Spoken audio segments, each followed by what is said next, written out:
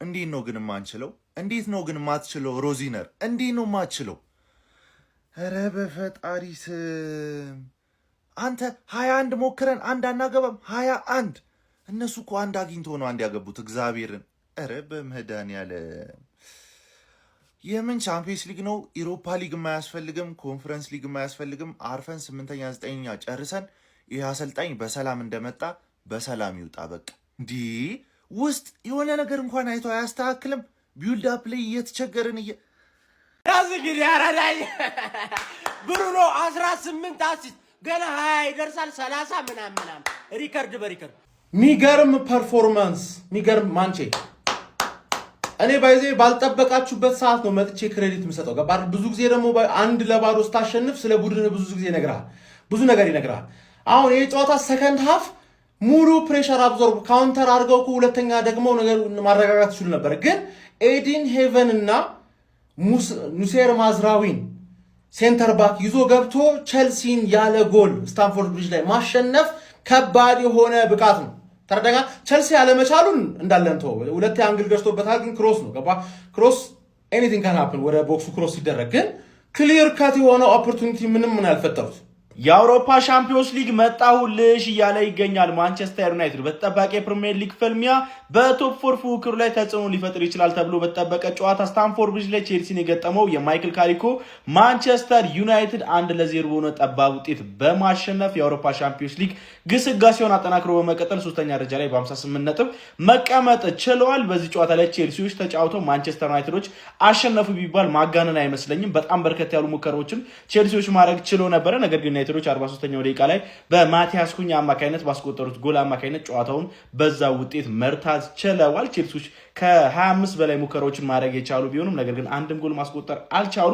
እንዲሁም ደግሞ ከአንዴም ሁለቴ ሶስቴ የግቡ ቋሚና አግዳሚ እንግዲህ ኳሶችን ሲመልስባቸው ነበረ። እድለኛም አልነበሩም ማለት ይቻላል። በአንጻሩ ማንቸስተር ዩናይትዶች ግን በጉዳትና በቅጣት ወሳኝ የሚባሉ የተከላካይ መስመር ተጫዋቾቻቸውን አጥተውም ቢሆን ክሊንሺት አስጠብቀው ወደ ስታንፎርድ ብሪጅ ተጉዘው ቼልሲን 1-0 ማሸነፋቸው መልካም የሚባል ውጤት ነው ማለት ይቻላል። ቼልሲዎች ቼላ ወንድም ጥላ አዝናለሁ።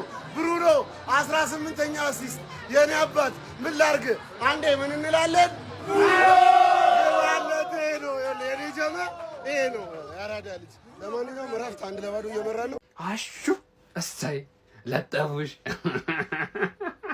እኔ ድሮም ስታሽቃብጪ እነዚህ አረብኒ ናቸው ወንድም ጥላ ምናምን የሚያውቁልሽ ነገር የለም አባቴ። ጥላሽን ገፈፉሽ እንደው ያውጥቶ በረንዳ ላይ ያሰጡሽ በቤትና በደጃፍሽ እንደዚህ ለጠፈው ይለቁሻል። ቅሌታም ነሽ። አሁን አንቺሽ ለንደን የምትወኪው ምን አይነት ቅሌታም ይሆነ። ዩናይትድ አሸንፏል። ማን ምንድነው የሚሰሩት ቼልሲዎች? እኔ በሽተኛ ናቸው እንዴ? አንግል መደብደብ ነው እንደያዙት። በአንግል እኮ ቢሆን ጨዋታው እኮ ቼልሲ ጠፍጥፎ ያሸንፍ ነበር። ማን ይሄን ሰውዬ ደግሞ ማን ነው ያምራል ያለው ሴሌብሬሽን በእናትህ ከሜዳ ከኛ ሜዳ ጀመረ እዛ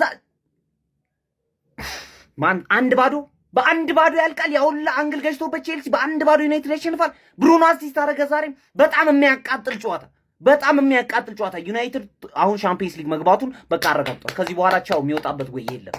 ማንም ሰው ከዚህ በኋላ ናውጣ ቢሉት አይወጣም።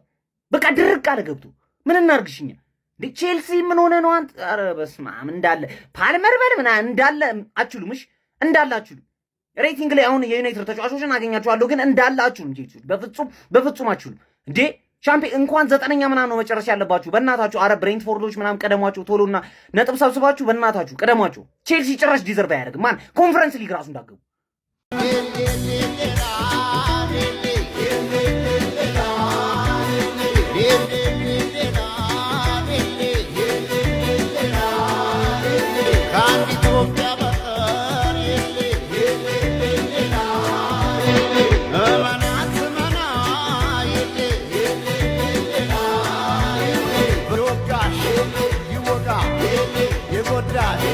you go die.